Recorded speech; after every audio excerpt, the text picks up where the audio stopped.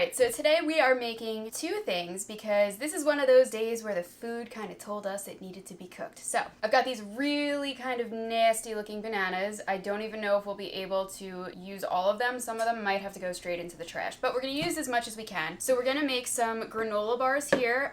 We have to make this really quick because it took me a long time to get set up today and I got to start making dinner soon too. So that will be a separate video. Make sure you watch. Alright, so like I said, we have to move quickly, so I have this recipe for banana bread granola. Now this, in the pictures, they kind of have it all crumbly, like the way that you would maybe eat granola as a cereal or on top of yogurt. I'm going to try my best to make mine into bars. So we're going to see how that goes. I'm also kind of substituting some of the ingredients, and we're not measuring everything perfectly because we got to get going. So now that I got that out of the way, let's get started.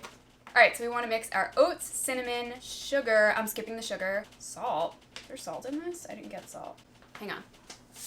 Salt, flaxseed, and nuts together in a large bowl. So let's get started. Oh, I gotta get cinnamon too.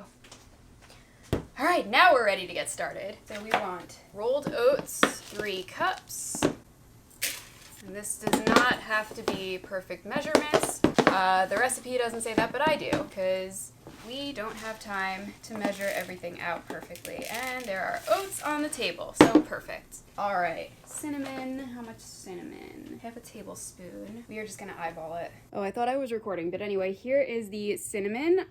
It's supposed to be half a tablespoon. I might have overshot it a little bit. We are gonna skip the sugar, like I said, but we're gonna use a little bit of this honey. A little bit of salt. That seems fine to me. All right, the flaxseed I will measure because I got some tools out. Ooh. Okay, so now we're gonna add nuts, and they want walnuts and pecans, or pecans, or however you say it. I am using almonds instead of walnuts because I have more of them and I wanna go through them. And they also don't say to chop your nuts, but we're gonna use our little mini food processor because I want them chopped up. So we're using roughly this many, or exactly this many almonds, if you can tell looking at this. And then we're gonna add our pecan. Whoop, there goes the rubber band. And we'll just eyeball that too. Whoop, that was way more than I wanted. We'll take a few out, and these will be luxurious granola bars, I guess. So I thought I cleaned my counter well enough, and now I'm realizing I didn't, so ignore the mess. Whoop, this needs 2 hands, doesn't it? Hang on. I think that'll work. Adding our nuts in, just give this a quick wipe. There's actually a lot of nut dust in there, making a huge mess on the table, so that's fun. All right, we got our nuts, and we wanted to just mix this all together in a bowl, so let's just give it a rough stir with my hand. And then they want me to heat up our wet ingredients on the saucepan. But before I do that, I should probably make the banana puree that they mention. So let's do that. Let's see. Ooh, these bananas are mushy. Ooh. Did you see that? It just came apart. That's how soft it is. I don't know if they're still good. That smells weird. I feel like I need Billy to smell this with me. They're like really wet. Hang on. Ooh, this is like red. I don't know, that doesn't smell good. That smells bad to me. That's going in the garbage. We're gonna skip the bananas. Mine are smelling really weird and I don't wanna take the chance. Alright, so since I decided to skip the bananas, I think I'm gonna add some frozen blueberries to this so it has some kind of fruit in it. And I don't think we'll have a problem with the binding ingredients because there's still wet ingredients that are going in this. So we should still be good. I hope so. Maybe I'll add like a little more honey than they call for. But I'm gonna add some blueberries into the dry ingredients for now.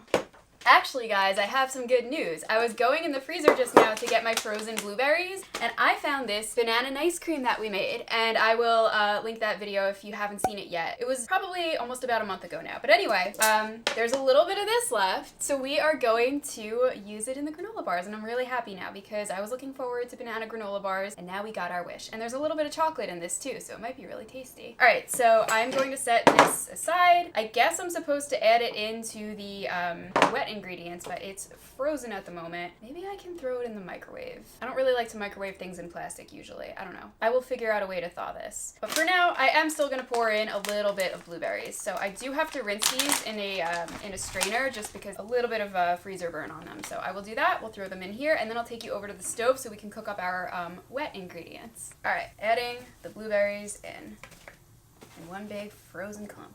So I'll see you guys at the stove. Alright, so we want to combine our coconut oil, maple syrup, which I'm swapping out for honey because it's cheaper, and vanilla extract. So let's put our pan on. I'm going to do, it says medium-low heat. So we're gonna do that. And they say to use 1/4 cup. I'm just going to glob it in there and eyeball it because it's a pain in the ass to get the coconut oil to come out of the measuring cup. So we will do our best. Probably roughly 1/4 cup. All right, then we would want 1/3 cup of honey. That's kind of a lot, but it's what the recipe calls for. And I bought this honey specifically for baking. It's cheap honey, or at least the cheapest I could find, because honey is kind of expensive too, but maple syrup is even more. And I'm really not into, you know, all these expensive ingredients, but I get it. It's supposed to be healthier. I should probably put that in really soon because otherwise we're gonna end up deep frying in coconut oil, aren't we? In you go. And we've got to add our vanilla once this all makes its way out of my cup. All right, and then they say to use a teaspoon of vanilla, so we will do a splash. Do you think that was a teaspoon? That's good. Let's start stirring. Oh, I feel like I should be whisking this. Shit, it's starting to bubble. That's probably not good. Let's turn this off. Okay, I was right. We're only supposed to melt the coconut oil, so I was good to turn off the heat, and we're ready to combine our banana puree, and then we can make our granola, so I will see you back at the table. Just kidding. I decided it would be easier to do everything here at the stove. So our next step is to whisk in the banana mixture, and, you know, like I mentioned, we're using the leftover banana and ice cream. I did decide to microwave it, so it's a little bit melted now. So in it goes. It certainly smells good. Now they said to whisk, so we're gonna whisk. Oh my God, that is hot. Holy shit. This spoon got hot. Alrighty. I'm gonna get my baking tray ready. You might hear the oven preheating right now, by the way. And don't even ask how I managed to get the parchment paper cut so poorly. I have no idea. Oh. Actually, we want to pour the wet ingredients over the dry ingredients, so let's do that first. Okay guys, so I just transferred everything into a metal bowl because these ingredients are really hot. So let's get them into the dry. Ooh, it smells really good. I don't know if a whisk was the best tool for this task, but we're gonna just mix this up as best we can. It's weird how the banana is like totally liquefied though, but that's fine with me because it was looking for a couple minutes like we weren't gonna have bananas, so I'm happy that that's not the case. We gotta get moving, so I'm gonna call this done. All right, so it might be hard to tell. We are back over at our baking sheet and we're gonna fill this up with our granola.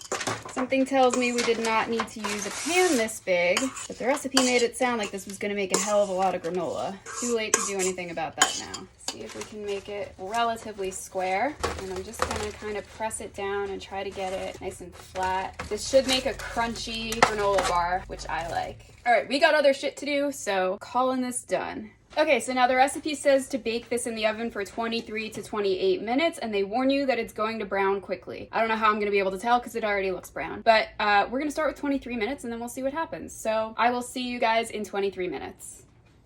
I don't really know what we have to check it for. It looks brown to me and there's no egg in this, so I think we can say it's done. It does have to cool completely before we can try it or cut it into bars, so for now, since it's so large, I'm just gonna let it cool on the table because I can't fit this in my freezer. So I will check back with you and let you know roughly how long it took to cool down when we're ready to cut it into bars and taste it. Okay, we are back. We had a little bit of a kitchen emergency. I got some vinegar in my eye. If you guys are friends with me on Instagram, you saw a little bit about that. But anyway, I'm back. I'm not wearing makeup, so I'm staying behind the camera for now. It's been, I don't know how long, but these are cool. Billy's here. He's gonna taste it with me. They're pretty crumbly, which we had a feeling might happen because this recipe was not for bars, but we wanted crunchy granola bars as opposed to those soft-baked oatmeal bars. You're our star witness. And I will taste behind the camera with you. Oops. It's actually still slightly warm. A little salty. It's okay, I guess. I don't know why. I'm not really a fan of blueberries. I don't really like fruit and things, so I'm not really a good basis of tasting. Without the fruit, it doesn't really have any taste, I would say. I like it. Yeah, not really for me. Okay. Well, I think they're good. I wouldn't use coarse salt if you have something else in the house. We don't. I think that's why I got a salty bite, but I think it's tasty. So I'm happy with this. So anyway, thank you for watching. Please subscribe.